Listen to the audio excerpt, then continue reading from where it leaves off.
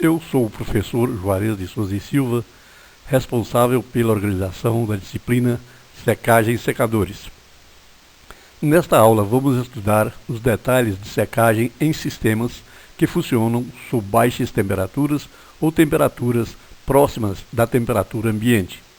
Devemos entender, para fins de classificação dos sistemas de secagem, que é considerado de baixas temperaturas os sistemas em que a temperatura do ar de secagem deve estar, no máximo, 10 graus Celsius acima da temperatura do ar ambiente. É um processo lento e é considerado como secagem e armazenagem simultâneas.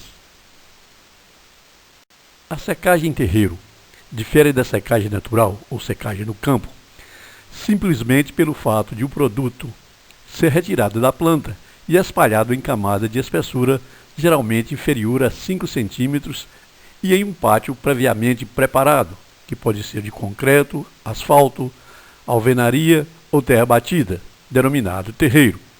A energia utilizada para a remoção da umidade é proveniente da energia solar e da entalpia do ar. No Brasil, além do café, o produto de maior expressão que utiliza esse método de secagem é o cacau. Maiores detalhes sobre a secagem em terreiros e suas variações serão vistos em módulos ou aulas especiais. A secagem em paióis é muito utilizada pelos agricultores familiares que armazenam principalmente o milho em espiga e com palha para alimentação de animais. Para essa opção, o produto deve estar parcialmente seco antes de ser colocado nos paióis. Como o paiol é uma construção do tipo ripado, a secagem ocorre segundo a orientação do vento.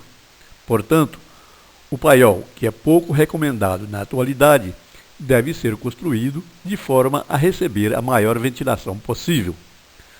A utilização do milho sem palha não é uma boa opção para as regiões tropicais. O paiol do tipo tela e com milho sem palha é muito comum em fazendas americanas.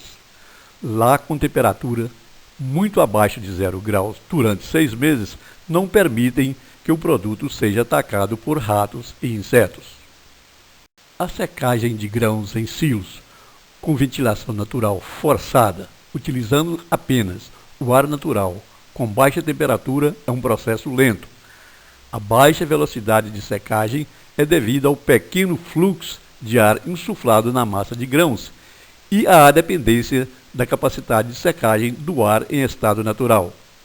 Por ser realizada em silos, é também entendido como secagem durante o armazenamento, pois, após a secagem, o produto pode permanecer armazenado no mesmo silo.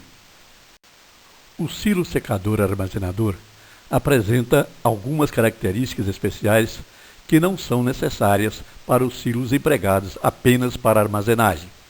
O piso deve ser todo de chapa metálica perfurada com no mínimo 15% de área perfurada, para promover a distribuição uniforme do ar. O ventilador deve fornecer quantidade de ar suficiente para realizar a secagem de toda a massa de grãos sem que ocorra a deterioração. As dimensões dos silos, diâmetro e altura, e o produto a ser armazenado determinam a potência do ventilador a ser usado para uma secagem e armazenagem eficiente.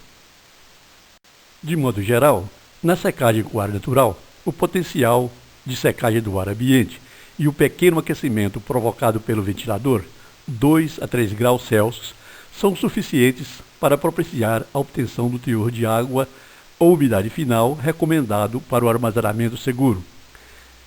Sistemas de secagem com ar natural e em baixas temperaturas, devidamente projetados e manejados, são métodos econômicos e tecnicamente eficientes.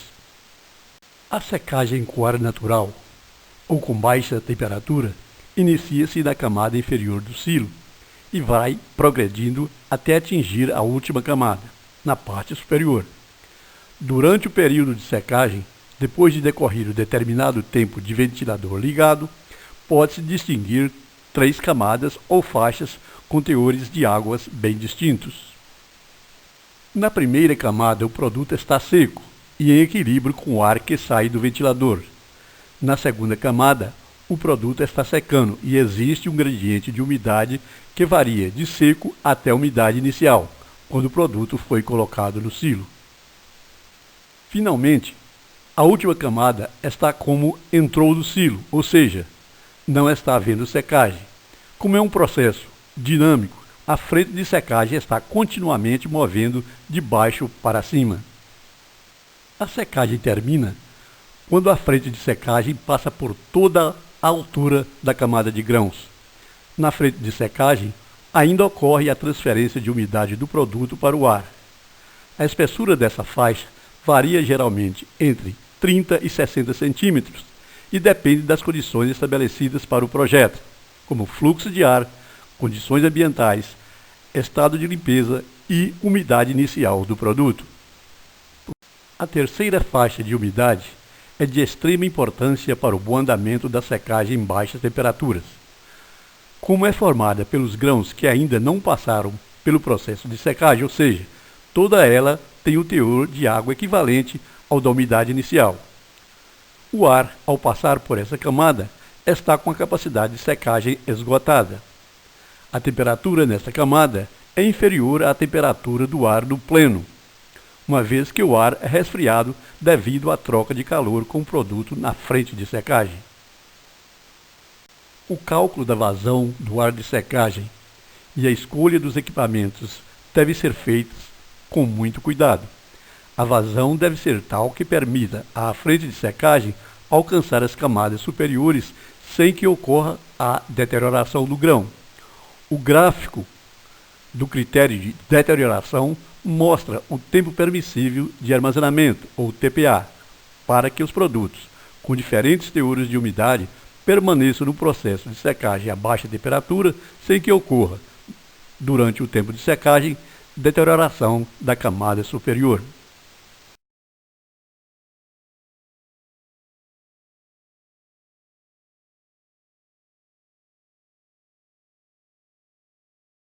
O carregamento do silo durante a secagem com ar natural ou com baixa temperatura pode ser conduzido de 3 modos, conforme a disponibilidade do sistema operacional implantado. Podemos, na prática, estabelecer 3 formas de carregamento para o processo de secagem. A primeira forma é conhecida como enchimento em uma etapa e consiste em carregar o silo em até 5 dias, tempo relativamente curto, uma vez que, dependendo das condições atmosféricas, esse processo demanda período superior a 25 dias para o término da secagem.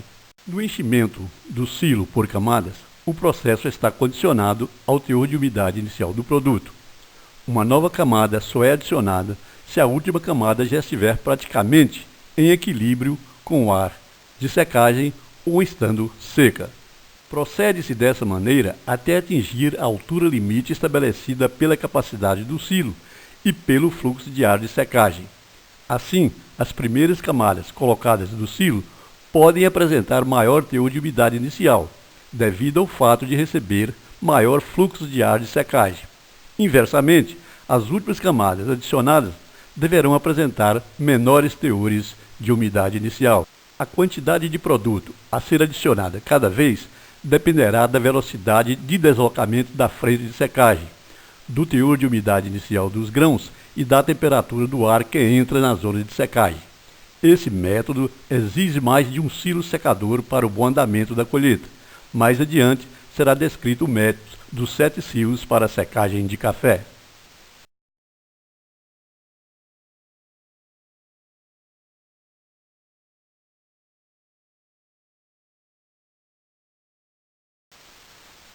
Conforme a movimentação do produto dentro do silo, pode-se utilizar o processo de secagem com a camada estática ou com revolvimento da camada. No processo de secagem por camada estática, o produto não é movimentado durante o processo.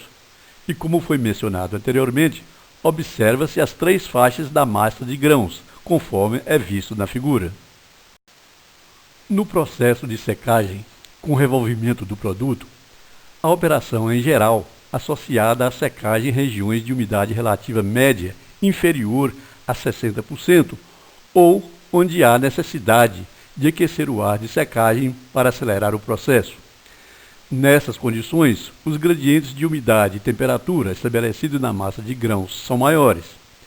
podendo ocorrer supersecagem da massa de grãos. Para solucionar o problema, a frente de secagem deve ser destruída por meio de helicoides nus, que fazem revolvimento do produto no interior do silo, homogeneizando e elevando as camadas inferiores para as partes superiores. O esquema de um equipamento revolvedor é mostrado na figura. O equipamento misturador é formado por um ou mais roscas verticais que movimentam radialmente do centro para a parede do silo e vice-versa, misturando o produto verticalmente. Além de possuir custo elevado e de perder parte da capacidade estática do silo para a adaptação do sistema, esse equipamento pode causar o descascamento do café caso o agricultor tenha optado pelo café cereja descascado.